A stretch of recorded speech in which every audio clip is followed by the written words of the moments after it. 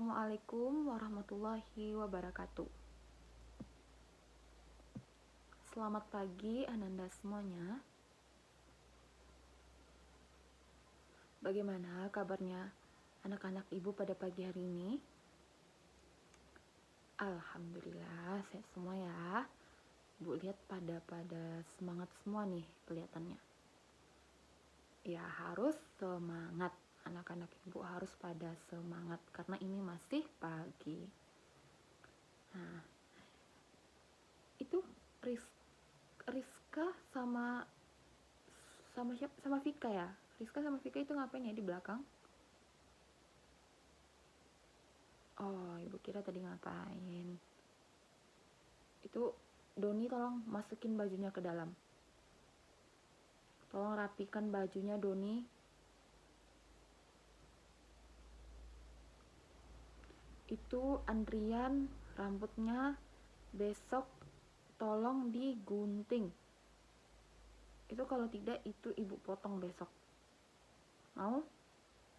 Nah, besok ibu ingin kalian kelihatan rapi semuanya. Karena besok insya Allah itu ada kegiatan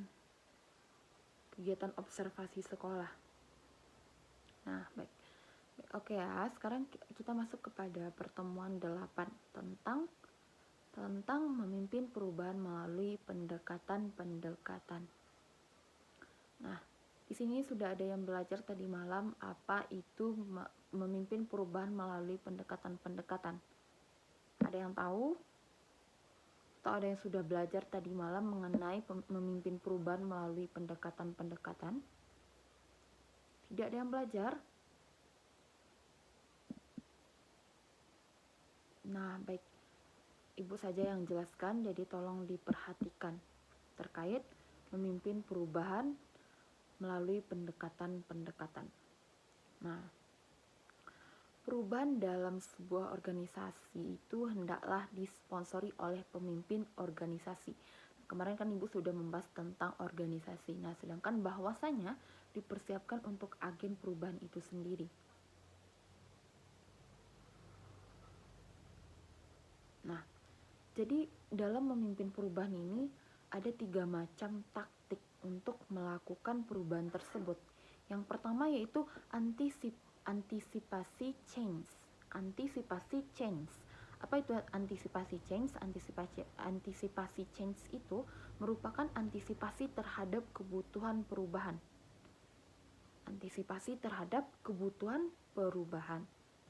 Nah, untuk yang kedua yaitu ada reactive change. Ada yang tahu apa itu reactive change? Nah, ya betul. Reactive change itu merupakan reaksi perusahaan apabila pada tanda yang jelas dan memberikan tanda bahwa perubahan diperlukan.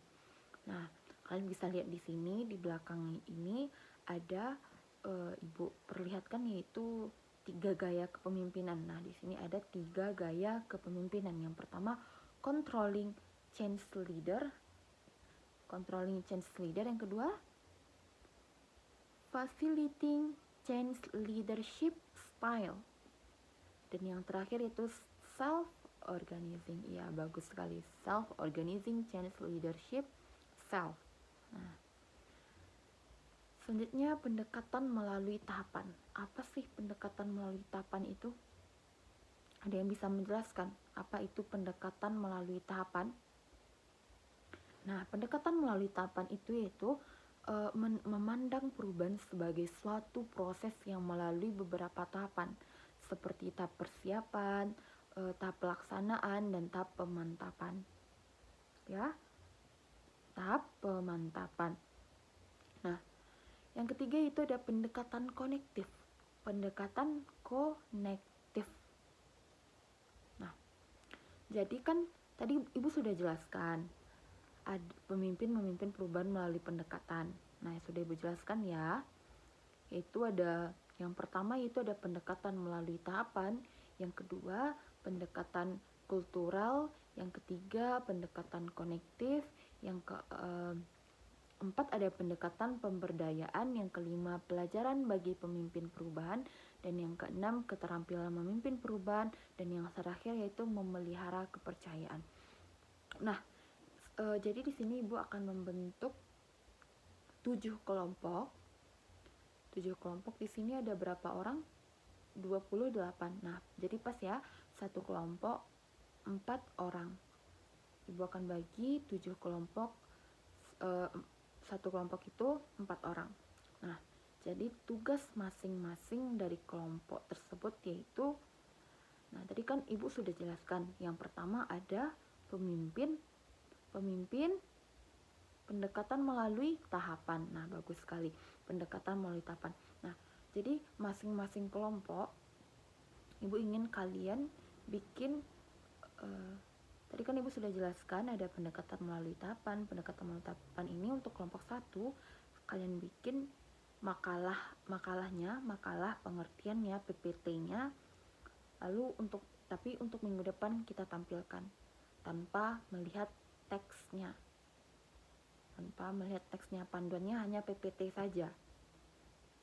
Nah, pendekatan melalui tahapan. Nah, sedangkan yang kelompok 2 yaitu pendekatan kultural.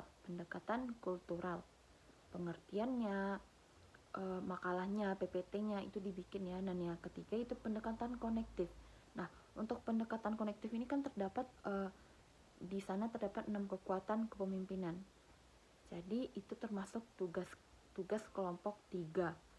Untuk kelompok 4 yaitu pendekatan pemberdayaan.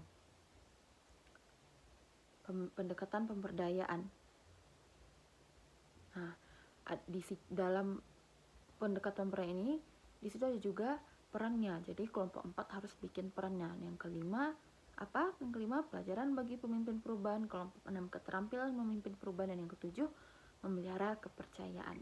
Nah, jadi itu tugas untuk masing-masing kelompok. Karena sekarang sudah menunjukkan jam 11:30, maka Ibu bagi saja tadi kelompoknya ya, langsung saja tadi Ibu bagi kelompoknya serta tugas-tugasnya. Jadi untuk minggu depan masing-masing kelompok tolong dibuat makalahnya, PPT-nya saat dijelaskan di depan tanpa melihat teks, panduannya hanya PPT saja. Mengerti? Baik, ada yang perlu ditanyakan lagi? Tidak ada ya, sepertinya sudah paham semua. Karena waktu pelajaran kita sudah habis, Ibu akhiri saja dengan Assalamualaikum warahmatullahi wabarakatuh.